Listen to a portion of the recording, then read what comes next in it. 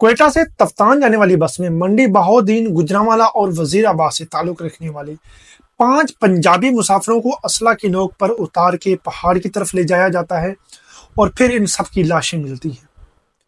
بلوچستان میں شناختی کارڈ دے کر پنجابیوں کو گولی مارنے والے یہ واقعہ پہلا نہیں ہے، بلکہ صوبے میں نسل در نسل بسنے والے وہ بلوچستانی بھی ہر وقت خوف اور ہراسگی کے عالم میں رہتے ہیں جن کے باپ دادا کا تعلق پنجاب سے تھا اور انہیں سیٹلرز کہا جاتا ہے۔ سچ تو یہ ہے کہ بلوچستان ایک آسیب کے سائے میں ہے جو اسے بلوچزم کے نام پر یرغمال بنائے ہوئے ہے۔ یہ بلوچی لاہور سمیت پنجاب بھر کے تعلیمی اداروں میں پنجابیوں کے ٹیکس پر تعلیم حاصل کرتے ہیں۔ ان کے بہت سارے پڑھے لکھے بیوروکریسی میں شامل ہو کر پنجاب پر حکمرانی کرتے ہیں۔ سچ تو یہ ہے کہ پنجاب کے لوگ پختونوں ہی نہیں بلکہ سندھی اور بلوچیوں کے لیے بھی اپنے دل اور بازو ہمیشہ کھلے رکھتے ہیں، مگر انہیں جواب میں کیا ملتا ہے؟ بیٹوں کی لاشیں۔ اصل مسئلہ یہ ہے کہ پنجاب گنگا بھی ہے اور یتیم بھی۔ وہ تمام سیاستدان اور بیوروکریٹ جو پنجاب کے ڈومیسائل پر کامیاب ہوتے ہیں وہ پنجابی کہلانے میں شرم محسوس کرتے ہیں۔ وہ نواز شریف ہوں یا چودھری پرویز لائی، ہم نے انہیں پنجاب کا دفاع کرتے کبھی نہیں دیکھا۔ مگر دوسری طرف عمران خان نیازی ہونے کے باوجود خیبر پختونخوا کو اپنی ہوم گراؤنڈ بنانے میں کامیاب ہوتے ہیں۔ بلاول بھٹو زرداری کو خیبر پختونخوا اور سندھ کے لیے لڑنے کے لیے ہمیشہ تیار پایا گیا ہے۔ بلوچستان کے لیڈروں کی تو بات ہی الگ ہے۔ جب انہوں نے اقتدار لینا ہوتا ہے تو یہ آئین پرست بن جاتے ہیں، اور جب اقتدار سے باہر نکلتے ہیں تو قوم پرست بن جاتے ہیں۔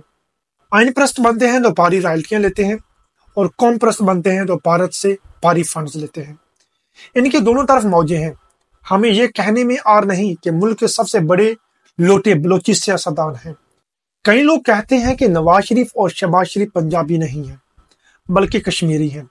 در حقیقت کشمیر سے تعلق بیگم کلثوم نواز کا تھا، اور ان کی شادی میاں محمد شریف کے بڑے بیٹے سے ہوئی جو امرتسر کے گاؤں جاتی امرا سے ہجرت کر کے لاہور آ بسے تھے۔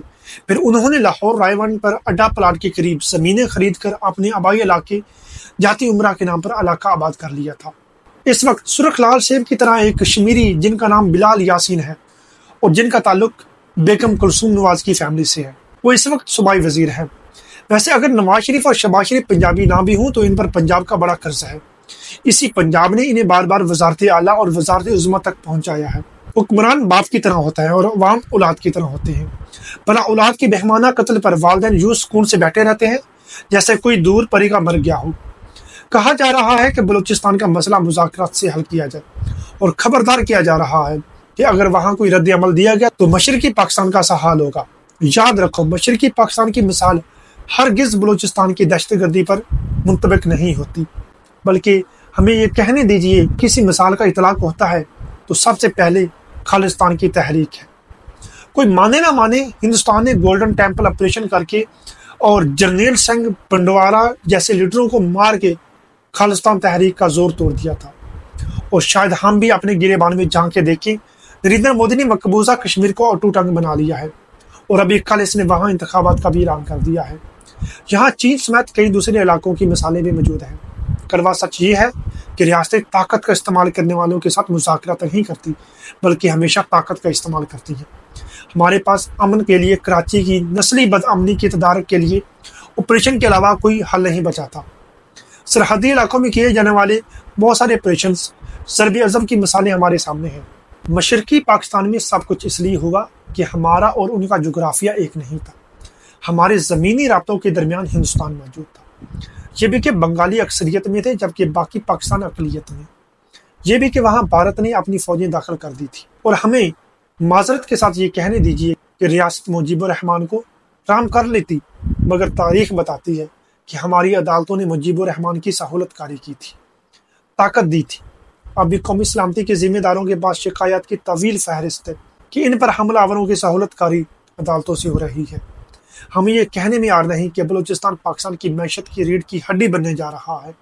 ریکوڈک اور سی پیک اپنی جگہ، اور گوادر کو ریل نیٹ ورک کے ساتھ جوڑا جا رہا ہے۔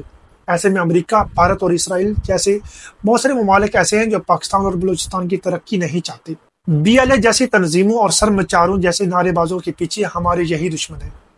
بہت دیر گمراہ کیا جاتا رہا کہ مسنگ پرسن مظلوم ہوتے ہیں، مگر اب اندھوں پر واضح ہو چکا ہے کہ یہ ظالم دہشت گرد قاتل اور غدار ہوتے ہیں۔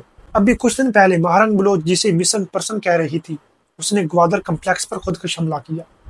بتایا گیا کہ اسے اداروں نے اٹھایا تھا مگر چھوڑ دیا تھا۔ ثابت ہو گیا کہ اٹھایا جانا درست تھا مگر چھوڑا جانا غلط تھا۔ ہمارا اپنی حکومت اور ریاست پاکستان سے پرزور مطالبہ ہے کہ وہ بلوچستان میں گورنر راج نافذ کرے، بلوچستان کو فوج کے حوالے کرے اور وہاں اس وقت تک آپریشن کیا جائے جب تک چن چن کے ایک دہشت گرد کو کیفر کردار تک نہیں پہنچایا جاتا۔ مہرنگ بلوچ جب اپنا دوبارہ اسپانسرڈ مارچ لے کر پنجاب سے گزرے تو یہ نہ ہو کہ پنجابی اس سے اپنے بیٹوں کے خون کا بدلہ لینے کے لیے پہنچ جائے۔ ہمیں افسوس ہے کہ ایک نیشنل نیوز چینل کے پرائم ٹائم شو میں انہی دہشت گردوں کی اس وقت سہولت کاری ہو رہی تھی جب پنجاب کے بیٹوں کو باسے اتار کے گولیاں ماری جا رہی تھی۔ پھر بعد میں کہا گیا کہ اس قتل کی ذمہ دار ایجنسیاں ہیں جو حقائق کو چھپانے اور دہشت گردوں کو بچانے کی بھونڈی کوشش تھی۔ مہرنگ بلوچ جواب دو، خون کا حساب دو۔ پنجاب سیاسی طور پر یتیم نہ ہوتا تو آج اس ٹولے کو عبرت کا نشان بنا دیا گیا ہوتا، مگر پنجابی حکمران رسمن پریس ریلیزوں میں گونگلوں سے مٹی جا رہے ہیں اور اس کے علاوہ ان کا کوئی نہ تو کارنامہ ہے اور نہ ہی ان کی کوئی کریڈیبلٹی۔